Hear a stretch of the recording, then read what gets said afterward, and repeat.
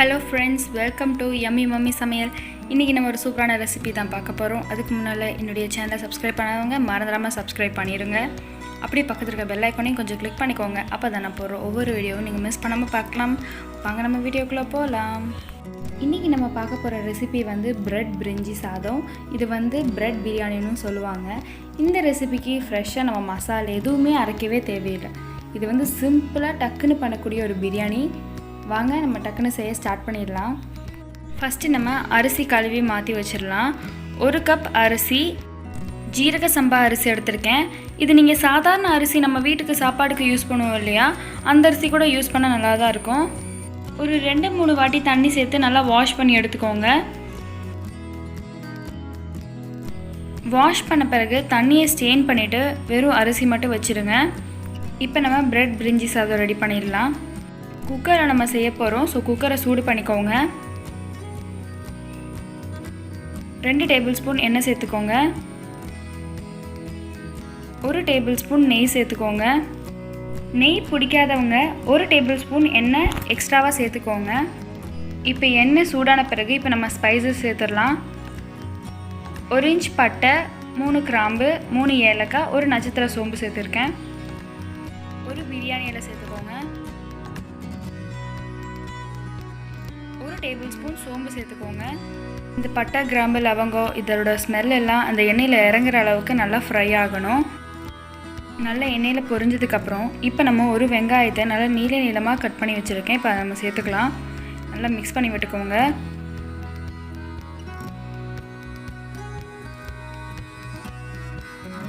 வெங்காயம் லேசாக வதங்கினதும் 1 டேபிள் ஸ்பூன் இஞ்சி பூண்டு பேஸ்ட்டு சேர்த்துக்கோங்க. உங்களுக்கு பேஸ்ட்டாக சேர்க்க வேணான்னா சின்ன சின்ன பீசஸாக இஞ்சி பூண்டையும் கட் பண்ணி கூட சேர்த்துக்கலாம். இஞ்சி பூண்டோட பச்சை வாசம் போகிற வரைக்கும் நல்லா வதக்கி விட்டுக்கோங்க.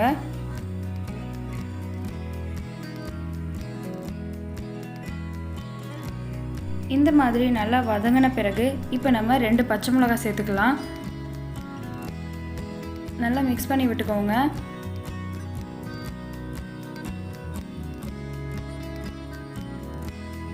இந்த மாதிரி மிக்ஸ் பண்ணி விட்ட பிறகு 1 டேபிள் ஸ்பூன் மிளகுத்தூள் சேர்த்துக்கோங்க. Red chilli powder. உங்களுக்கு பிரியாணிக்கு கலர் வேணும்னா நீங்கள் காஷ்மீர் சில்லி பவுடர் கூட யூஸ் பண்ணிக்கோங்க. இப்போ நம்ம தக்காளி சேர்த்துடலாம். 1 தக்காளியை நான் சின்ன சின்னதாக கட் பண்ணி வச்சுருக்கேன். இப்போ நம்ம அதை சேர்த்துக்கலாம். மறுபடியும் நல்லா மிக்ஸ் பண்ணி விட்டுக்கோங்க. நம்ம சேர்த்த தக்காளி, வெங்காயம் எல்லாம் நல்லா வதங்கினதுக்கப்புறம் இப்போ நம்ம காய்கறி சேர்த்துடலாம். 4லேருந்து 5 பீன்ஸ், 1 கேரட், 1 உருளைக்கிழங்கு சேர்த்துருக்கேன். உங்களுக்கு பச்சை பட்டாணியும் காலிஃப்ளவரும் சேர்க்கணுன்னா சேர்த்துக்கலாம். இப்போ எல்லா காய்கறியும் சேர்த்துட்டு நல்லா மிக்ஸ் பண்ணி விட்டுக்கோங்க. தேவையான அளவுக்கு உப்பு சேர்த்துக்கோங்க. உப்பு சேர்த்த பிறகு மறுபடியும் நல்லா மிக்ஸ் பண்ணி விட்டுக்கோங்க.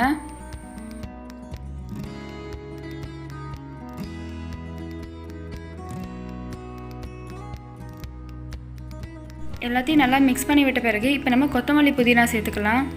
1 கொத்து கொத்தமல்லி சேர்த்துருக்கேன். லேசாக ஒரு வாட்டி மிக்ஸ் பண்ணி விட்டுக்கோங்க. இப்போ நம்ம எல்லாம் நல்லா வதக்கி விட்டாச்சு. இப்போ நம்ம அரிசி சேர்த்துடலாம். நம்ம அரை மணி நேரத்துக்கு முன்னாடி வாஷ் பண்ணி வச்ச அரிசி சேர்த்துக்கோங்க.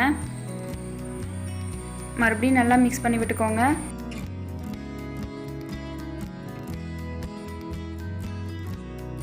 இந்த மாதிரி நல்லா மிக்ஸ் பண்ணி விட்ட பிறகு இப்போ நம்ம தண்ணி சேர்த்துக்கலாம். நான் தண்ணிக்கு பதிலாக இன்றைக்கி தேங்காய் பால் எடுத்திருக்கேன்.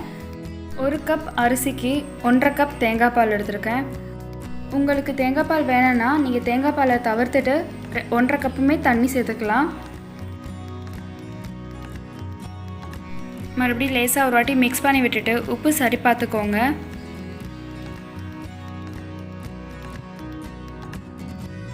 இப்போ நம்ம குக்கரை க்ளோஸ் பண்ணி வச்சிடலாம். மேலே வெயிட் வைக்க தேவையில்லை. மேலே ஸ்ட்ரீம் வந்ததுக்கப்புறம் நம்ம வெயிட் வச்சுக்கலாம். இப்போ பாருங்கள், மேலே ஸ்ட்ரீம் வந்துடுச்சு. இப்போ நம்ம வெயிட் வச்சிடலாம். வெயிட் வச்சதுக்கப்புறம் 2 விசில் அடித்ததுக்கப்புறம் நீங்கள் ஸ்டவ் ஆஃப் பண்ணிடுங்க.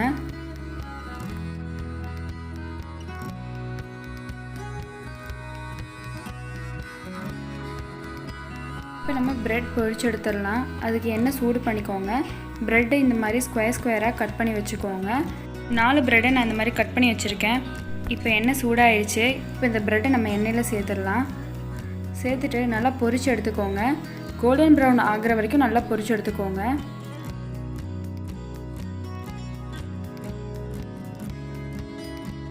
ஃப்ளேம் வந்து மீடியம் ஃப்ளேம்லேயே வச்சுக்கோங்க. அடிக்கடி மிக்ஸ் பண்ணி விட்டுட்டே இருங்க, இல்லாட்டி டக்குன்னு கருகிரும். இப்போ பாருங்கள், நம்ம ப்ரெட் வந்து கோல்டன் ப்ரௌன் ஆயிடுச்சு. இப்போ நம்ம வெளியில் எடுத்துடலாம். இந்த மாதிரி கோல்டன் ப்ரௌன் ஆனதுக்கப்புறம் எடுங்க. இப்போ இந்த ப்ரெட்டை எல்லாத்தையும் எடுத்து ஒரு பிளேட்டுக்கு மாற்றிடலாம்.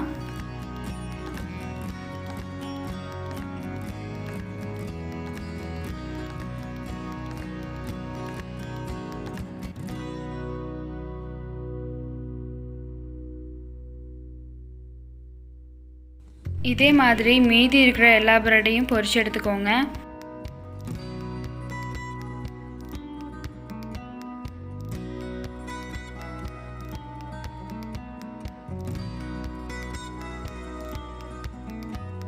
இப்போ நம்மளுடைய செகண்ட் பேட்சும் ரெடி ஆயிடுச்சு. இப்போ ஒரு பிளேட்டுக்கு மாற்றிடலாம்.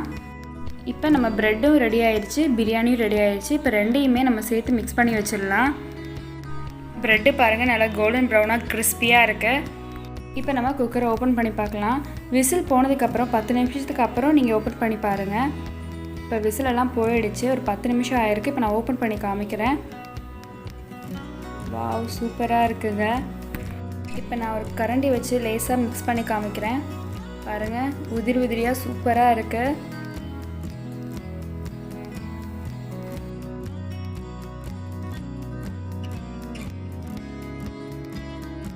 சாதத்தை இந்த மாதிரி லேசாக மிக்ஸ் பண்ணி விட்ட பிறகு இப்போ நம்ம பொரிச்சு வச்சோம் இல்லையா ப்ரெட்டு, அதையும் சேர்த்துக்கோங்க.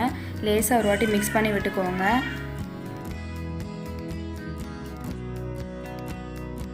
பிரியாணி சாதத்தை லேஸாக எடுத்து மிக்ஸ் பண்ணி விட்டுக்கோங்க. இந்த மாதிரி நல்லா மிக்ஸ் பண்ணி விட்டுக்கோங்க. இப்போ நம்மளுடைய சூப்பரான ப்ரெட் பிரிஞ்சி சாதம் ரெடி ஆயிடுச்சு. இந்த ரெசிபி உங்கள் வீட்டில் ட்ரை பண்ணி பாருங்கள், கண்டிப்பாக உங்களுக்கு பிடிக்கும். ரொம்ப சிம்பிளாக டக்குன்னு பண்ணக்கூடிய ரெசிபி தான். இப்போ நான் எடுத்து காமிக்கிறேன் பாருங்கள். உதிரி உதிரியாக சூப்பராக ரெடி ஆகிருக்குங்க. இப்போ இந்த ப்ரெட் பிரிஞ்சி சாதத்தை நம்ம ஒரு பிளேட்க்கு மாற்றிடலாம்.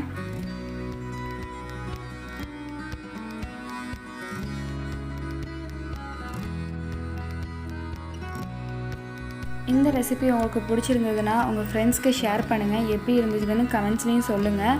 இந்த ரெசிபி உங்களுக்கு பிடிச்சிருந்ததுன்னா லைக் பண்ணுங்கள், ஷேர் பண்ணுங்கள், கமெண்ட் பண்ணுங்கள். மறக்காமல் நம்ம சேனலுக்கு சப்ஸ்கிரைப் பண்ணிடுங்க. Until then, bye from Yummy Mummy சமையல்.